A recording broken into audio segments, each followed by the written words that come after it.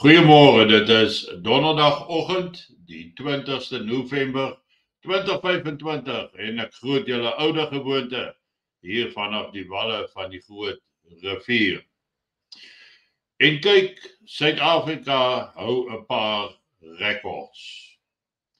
Boonbehalwe dat ons nou die wêreldbeker rugby 'n paar keer in lyn agter mekaar gewen het ons ook die stede met die hoogste misdaadsyfers ter wêreld.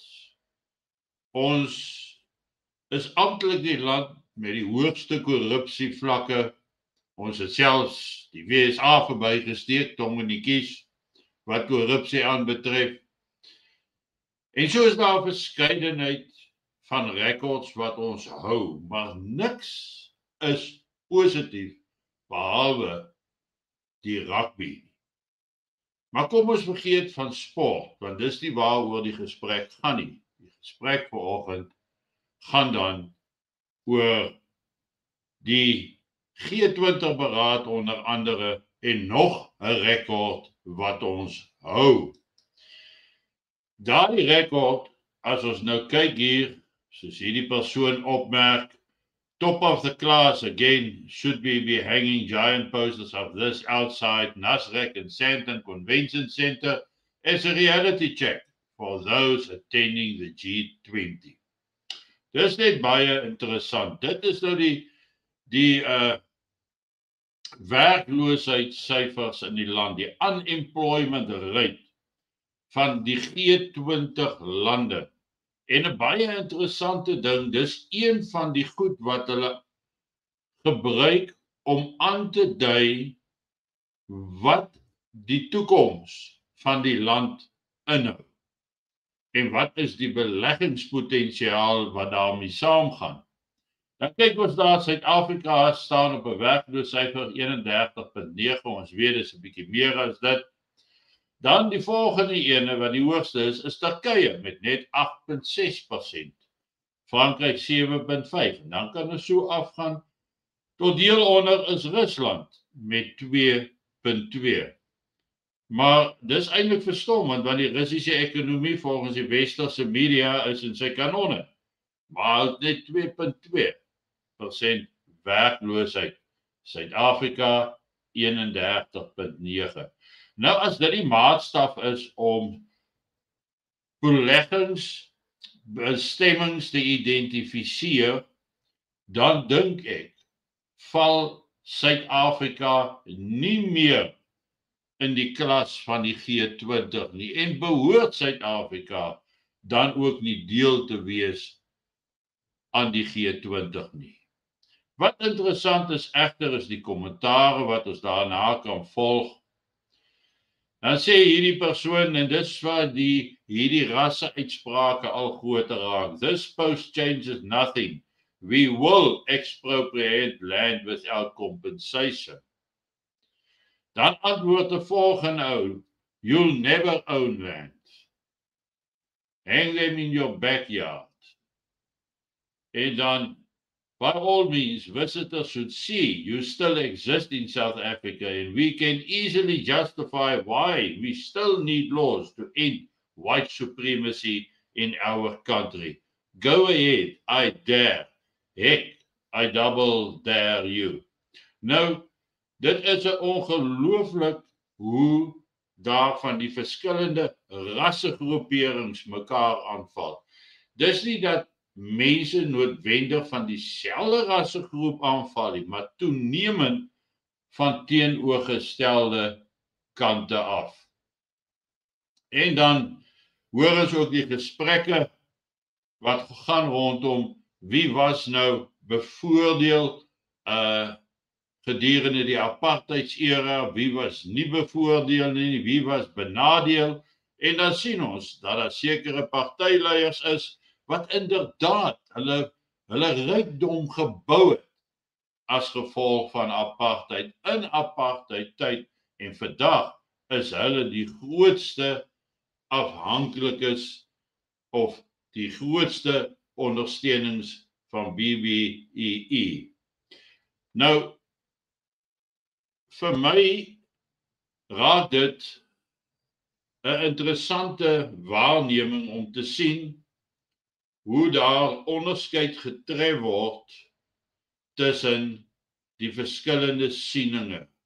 Maar hoe hierdie sieninge ons as 'n groepering in Suid-Afrika in twee rigtings dryf. Twee rigtings dryf, sodat ons weet wie is in ons hoek en ons weet wie is in die teenoorgestelde hoek. Dis baie goed dat ons mekaar kan begin identifiseer, want hier is ook ongelooflik baie wit ouens wat negatief is oor die solidariteit plakkate, hierdie tipe van opmerkings wat ek nou vir julle gewys het. Daar's 'n negatiewe tyd daarom. En ons sien daar's veral 'n paar jongetjies wat definitief geen oordeel gehad het tot en met 94 en selfs vir 'n tyd daarna nie.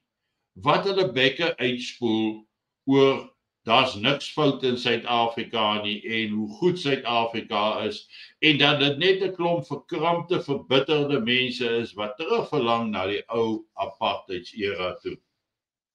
Maar dis nie waarna ons terugverlang nie.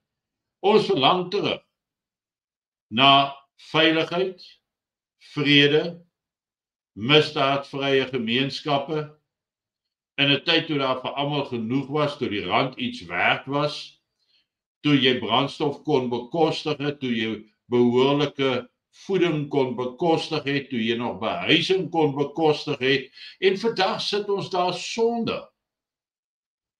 Maar as ons al daai goed gehad het in die apartheidsera, dan verlang ek terug na die apartheidsera. Want dis toe dit goed gegaan het, dis toe dit reg was. Dit is in daai tydperk waar almal 'n lewe kon bou in 'n beleid van afsonderlike ontwikkeling. En vir baie jare het die wêreld apartheid gesien as apartheid, haat. Wat nie die geval was nie, dit beteken bloot afsonderlike ontwikkeling. Wat 'n logiese stap was, wat goed was, en wat vir elkeen die geleentheid gegee was om in sy eie tuisland te ontwikkel, en daar het baie ontwikkelinge plaasgevind, baie groei gegaan. So die hele gedagte van die reënboognasie is net gefokus op selfverryking van die elites.